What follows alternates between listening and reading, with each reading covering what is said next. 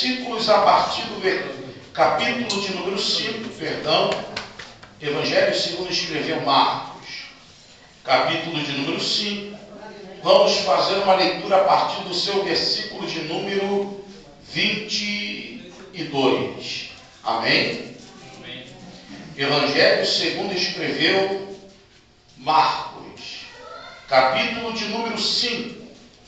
Vamos fazer uma leitura a partir do versículo de número 22.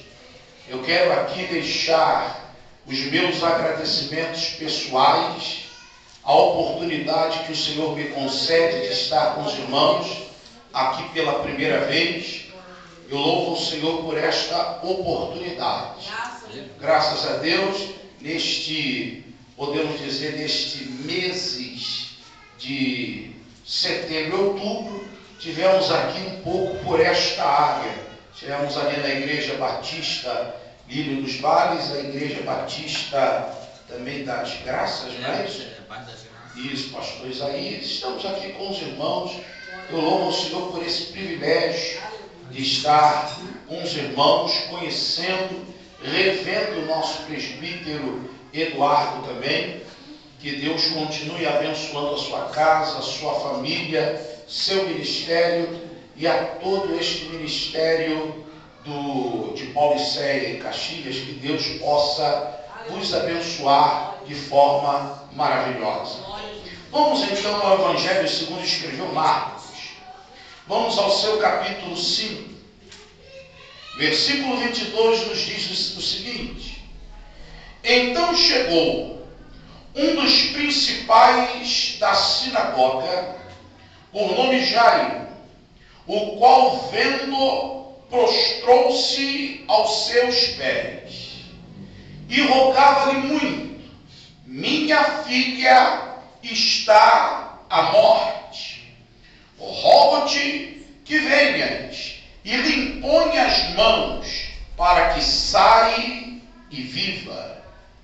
Pelo que Jesus foi com ele, grande multidão o seguia, comprimindo. Vamos ao versículo 35. Diz-nos assim: Estando ele ainda falando, chegaram alguns da casa do principal da sinagoga, a quem disseram: A tua filha está morta, por que incomodas o mestre? Porém Jesus, tendo ouvido estas palavras, disse ao principal da sinagoga: Não temas, crê somente. E não permitiu que ninguém o seguisse, a não ser Pedro, Tiago e João, irmão de Tiago. Tendo chegado à casa do principal da sinagoga, viu o alvoroço e os que choravam muito e planteavam. Ao entrar lhes disse: Por que vos alvoroçais e chorais? A menina não está morta, mas dorme. Aleluia. Mas riram-se dele. Tendo ele, porém, feito sair a todos, tomou consigo o pai e a mãe da menina e os que vieram com ele, e entrou onde ela estava.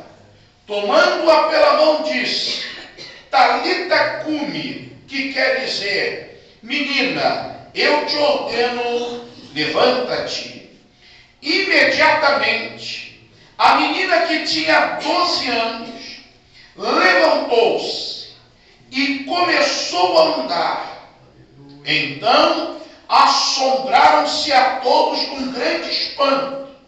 Mas Jesus mandou-lhes expressamente que ninguém o soubesse, e ordenou que dessem de comer a menina. Senhor, te agradecemos e te louvamos pelo privilégio de estarmos em tua casa nesta noite. Pai, nesta noite, segundo o teu Espírito, possamos entender a tua palavra. Ó Senhor, tu tens nos dado o grande mestre, o grande ensinador da palavra, que é o Espírito da verdade. Que o mesmo faça-nos nesta noite lembrarmos daquilo que já temos ouvido e aprendido com Ele, e que nesta noite aprendamos mais verdades para que o Teu nome venha a ser glorificado.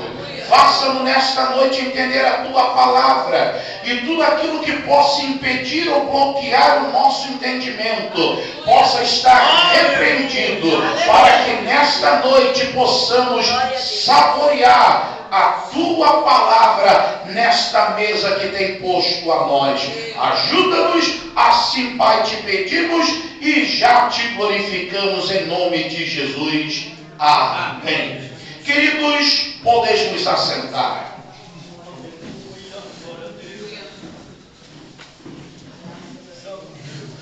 Meus irmãos, o Evangelho segundo escreveu Marcos, ele possui uma característica interessantíssima. Quem já teve a oportunidade de estudar, entende que este Evangelho enfatiza a pessoa de Jesus como sendo o servo. Afinal, no capítulo 10, no seu versículo 45, a Bíblia diz que o Filho do Homem não veio para ser servido, mas para servir e dar a sua vida em troca de muitos. Então, este Evangelho caracteriza Jesus como servo, aquele servo de Jeová, de Isaías no seu capítulo de número 42. E como o servo de Jeová, nós o temos de uma maneira ativa. Quando você lê esses 16 capítulos que formam o Evangelho segundo Marcos, nós iremos observar expressões como imediatamente, expressões como logo. Isso evidencia que Jesus, ele esteve sempre ativo. Jesus sempre esteve dinâmico, trabalhando na obra que Deus assim destinara para ele. E neste capítulo de número 5, é interessante que nós temos Jesus realizando 3 grandes milagres. Quando abrimos o capítulo 5, do versículo 1 ao versículo de número 20, nós vamos observar que Jesus, ele faz um trajeto. Ele sai da cidade de Cafarnaum, ele entra em uma embarcação e ele cruza todo o mar da Galileia, ou o lago de Genezaré, ou o mar de Tiberiades, que era o nome de um único lugar, e atravessa para uma outra região, e ali chega uma cidade conhecida como Gadara. E a Bíblia nos diz que quando ali ele chega, vai ao seu encontro um ser ou uma pessoa que estava endemoniada, e a Bíblia nos informa que Jesus repreende aqueles demônios, e aquele homem que outrora era marca de violência, marca de destruição, marca de imoralidade, diz-nos o versículo 14 que ele está aos pés de Cristo, sã de consciência, vestido, porque naquele momento ele havia alcançado a libertação que somente Jesus pôde fazer. Então Marcos 5 enfatiza esse primeiro milagre. Um segundo milagre está no capítulo 5, quando lemos o versículo 25 ao versículo 24, e ali leremos acerca de uma mulher com fluxo de sangue que há 12 anos sofria dessa doença, que havia gastado os seus recursos financeiros, e que a Bíblia salienta que ela havia consultado a vários médicos e nenhum conseguiu nem amenizar, não é nem curar, não é nem reverter o mal, mas nem amenizar a enfermidade desta mulher. E a Jesus passa pela cidade de Cafarnaum, esta mulher corre, ela toca na vestimenta do mestre, e a Bíblia nos informa que Jesus olha a todos e disse: quem me tocou? E os discípulos olharam para o mestre e falaram: mas mestre, todos te tocam, todos, Senhor, até mesmo te comprime, e tu perguntas: quem me tocou? O mestre olhou e disse: alguém me tocou, porque de mim saiu virtude. E a palavra do Senhor nos informa o seguinte, que essa mulher se prontifica e disse: fui eu que te toquei. E ela conta o seu caso, e Jesus olha para ela e disse: filha, vai, a tua fé te salvou. Então esse é o segundo milagre, e observe que esse é um segundo milagre diferente do primeiro milagre. O primeiro nós temos Jesus expelindo a legião de demônios, e nesse caso era uma doença orgânica desta mulher, e Jesus a cura. Mas o terceiro milagre que nós vamos nos centralizar nesta noite vai nos falar sobre a ressurreição, ou seja, uma moça, uma adolescente que a Bíblia fala que tinha apenas 12 anos de idade. Observe, olha só, ela tinha apenas 12 anos de idade. Segundo detalhe, a Bíblia fala que era a única filha de Jairo, ou seja, perder esta criança era perder a sua descendência, perder esta criança era perder a continuidade da sua família.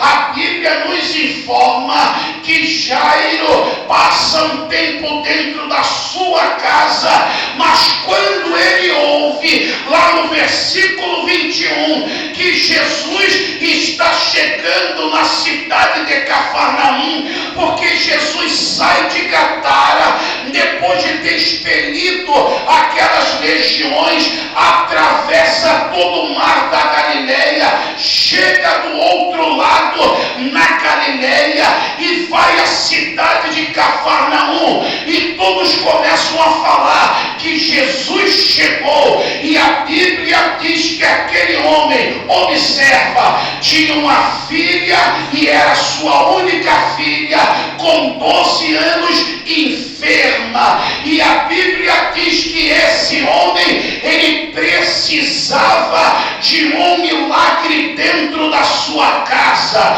ele precisava de um milagre dentro da sua família, e a Bíblia nos mostra os passos pelo qual ele deu até alcançar este milagre, e é sobre isso nesta noite que queremos falar com a igreja.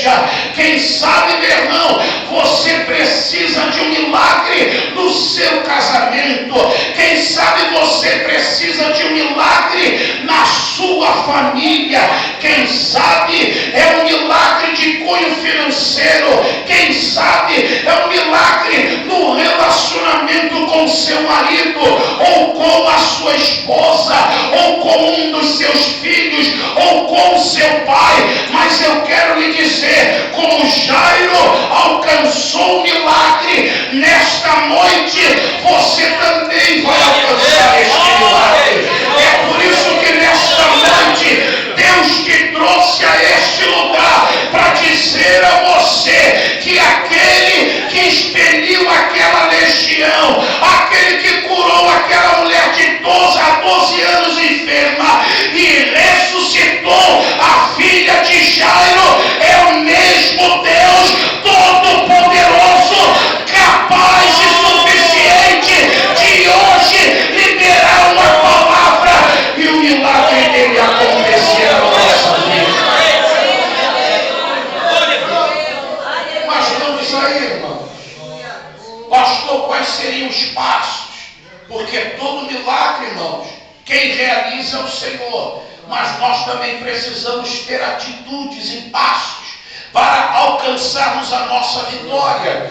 Quando começamos a ler o versículo de número 22, a Bíblia diz, irmãos, o seguinte, que este homem, 21 e 22, ele ainda está na sua residência, e ele entende uma coisa, olha só, se ele ficar em casa, ele não tem milagre. Se ele ficar na sua casa, ele não vai ver a cura da sua filha. A Bíblia diz que ele se levantou e ele saiu do seu conforto, ele saiu da sua casa. A Bíblia não diz se ele andou metros, se ele andou quilômetros, mas a Bíblia diz que ele foi aonde Jesus estava. E aqui está a primeira lição: se eu quero milagre na minha vida, eu preciso ser uma pessoa ativa, eu preciso ser uma pessoa de ação. Se ele fica em casa,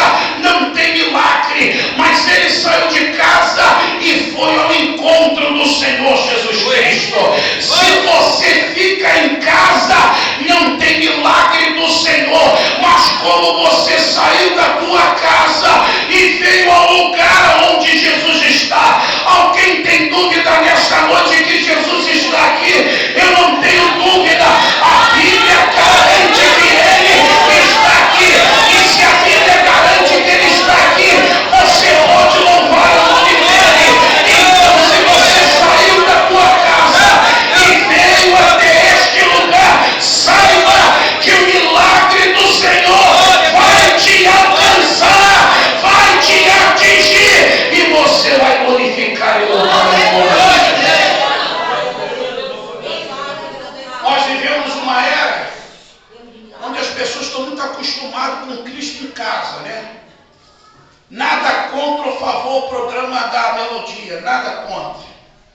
Mas aquele hábito de ficar em casa, acomodado, tranquilo, bem light, só vou na igreja quando dá, ou se eu quiser também ir, se o tempo estiver legal, porque pode estar quente, pode estar frio, pode estar chovendo, não sei. Aí a pessoa, ela só vai quando ela acha que ela tem que ir. Mas observe, se ele fica em casa, ele enterrava a filha dele e não acontecia nenhum milagre. Mas quando ele saiu e foi ao encontro da sua filha, o milagre aconteceu.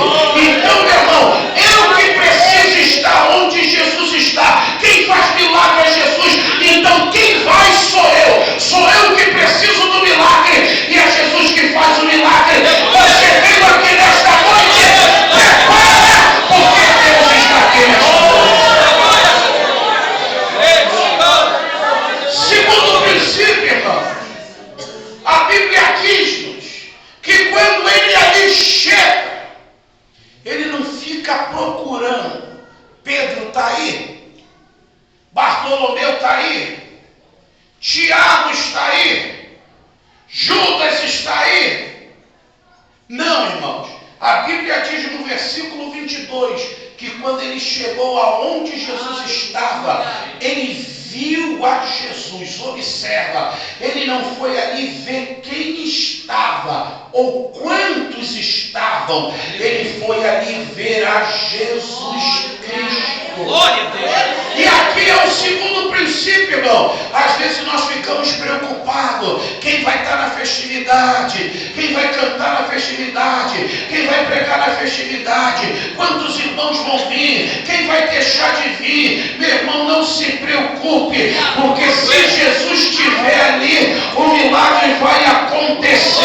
Indiferente de quantas pessoas estiverem ou não estiverem, permita-me dizer uma coisa nesta noite: quem não veio, deixou de ganhar, mas você que veio hoje, aproveite para receber a parte do Senhor, porque você veio nesta noite clamar a Ele, é Ele que tem para te dar nesta noite.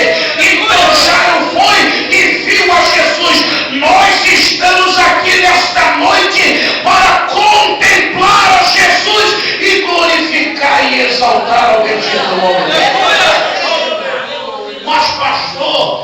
nós temos que olhar para Jesus. Lá em Hebreus 12, versículo 2, a Bíblia diz: olhando firmemente para o autor e consumador da nossa fé, que pela ignomia que lhe estava proposta, suportou a cruz. Sabe o que o autor diz? Olhando firmemente, ele ilustra uma pessoa numa corrida, numa maratona. Então ele está dizendo que quem corre não desvia olhar para a direita e nem para a esquerda, não olha para baixo, ele foca os olhos ao destino que ele quer. Ele está vendo já a linha final, aonde ele tem que cruzar. E é isso que o autor diz: olhe firmemente para Jesus. Não olhe para a direita, não olhe para a esquerda, não olhe para trás, não olhe para frente, não olhe para baixo.